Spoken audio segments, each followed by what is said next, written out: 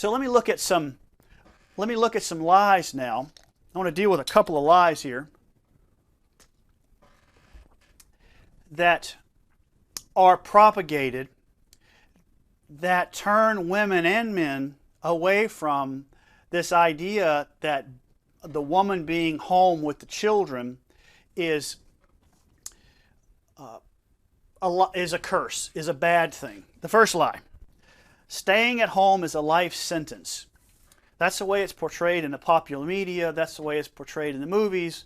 That's the way feminists portray it. That if you have to stay home, it's a life sentence. Look at, this is Hillary Clinton. This is what she said. I suppose I could have stayed home and baked cookies and had teas. But what I decided to do was to fulfill my profession, which I entered before my husband was in public life. So, whatever you think of Hillary Clinton, it really is not my point to criticize Hillary Clinton. But just to look at the disdain in this comment. I suppose I could have stayed home and baked cookies and had teas. I'll tell you that is an affront to what God intends for women.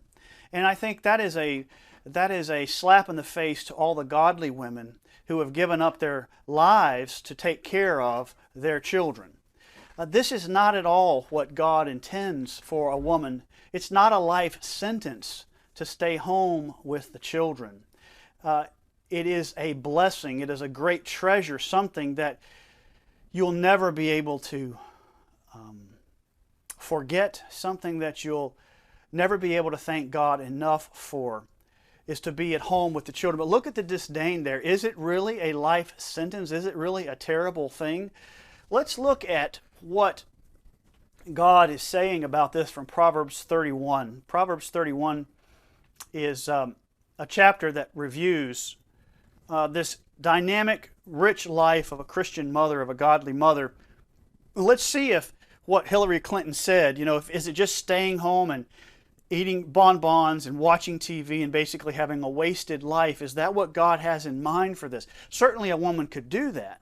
But is that what God has in mind? Is that really what this is? Let's look at Proverbs 31, verse 1, and then verses 10 through 31. Now I'm just going to read this section to you, and then we'll have some comments about it.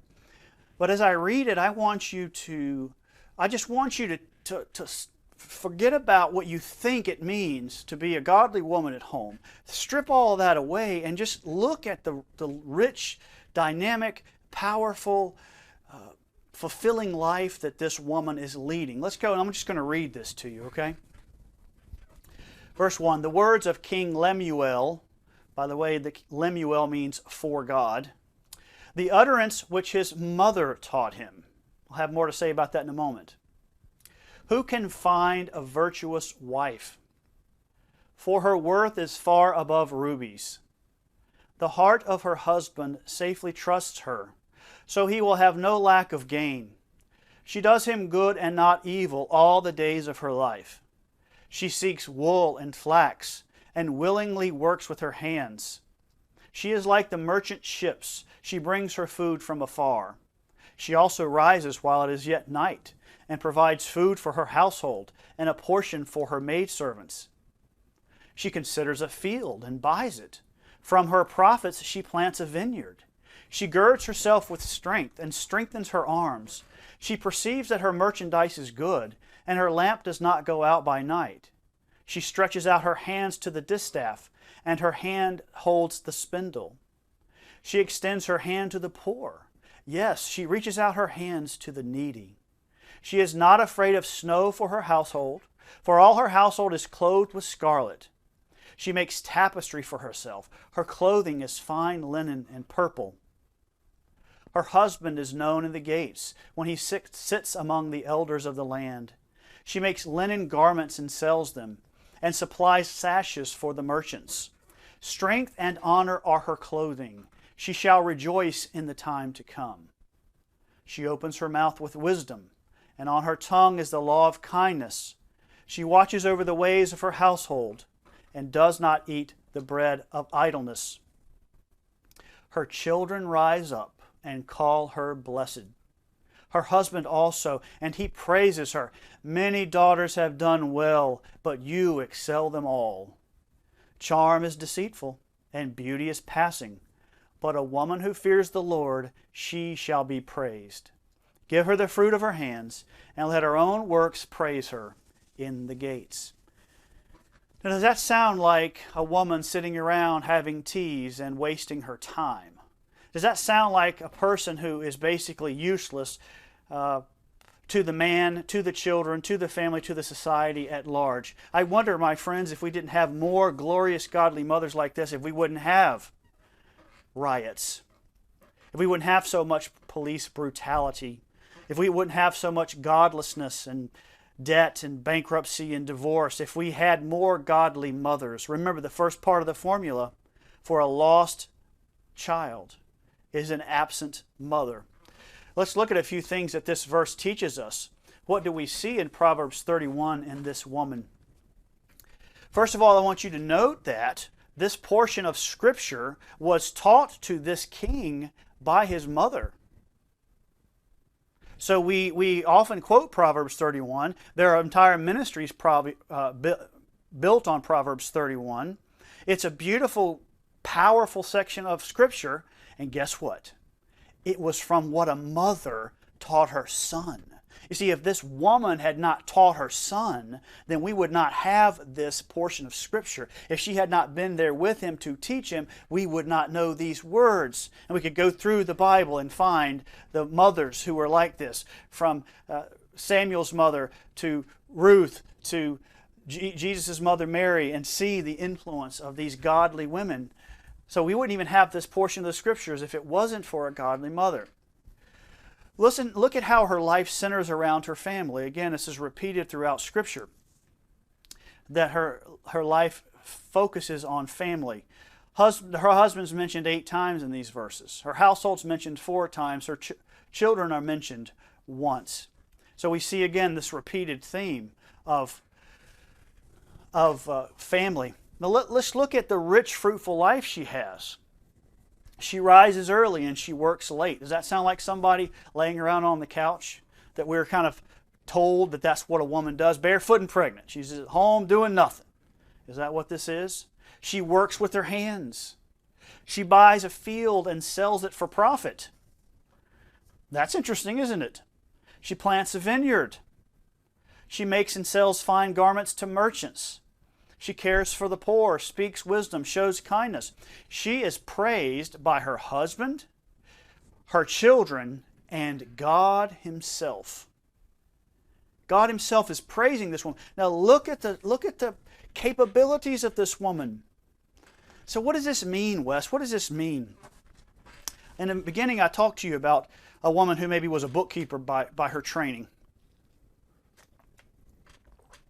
And it's perfectly okay for, in the case of my wife, she did not want to do anything but be with and raise the children.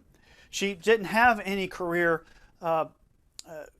interest in mind. Her career in her mind was the children and me. And that is wonderful and beautiful. But you have to realize that not everybody's that way. What you see in Proverbs 31 is God giving great freedom inside of this design. He gives great freedom inside of this design. But the thing that matters the most is that the woman is focused on the family, and that her career, whatever it is, if this woman's a bookkeeper, or if she's an artist, or if she's an engineer, or whatever she is, while the children are in the home, she must set that aside as a primary focus and focus those great energies and skills and abilities on the children for that season. But while she is doing that, if she continues to feel that drive to bookkeeping or to engineering or whatever, then she must work under this design so that if she does that, she does it in a way that does not pull her out of the home for all of these hours where she cannot focus on her children. So I know, for example, a bookkeeper, a godly Christian woman who has children, and she was a bookkeeper, and when she started having children, she no longer worked outside the home as a full-time bookkeeper. But what she would do to help her husband, to help her children, notice here, she buys a field and sells it for profit. She plants a vineyard.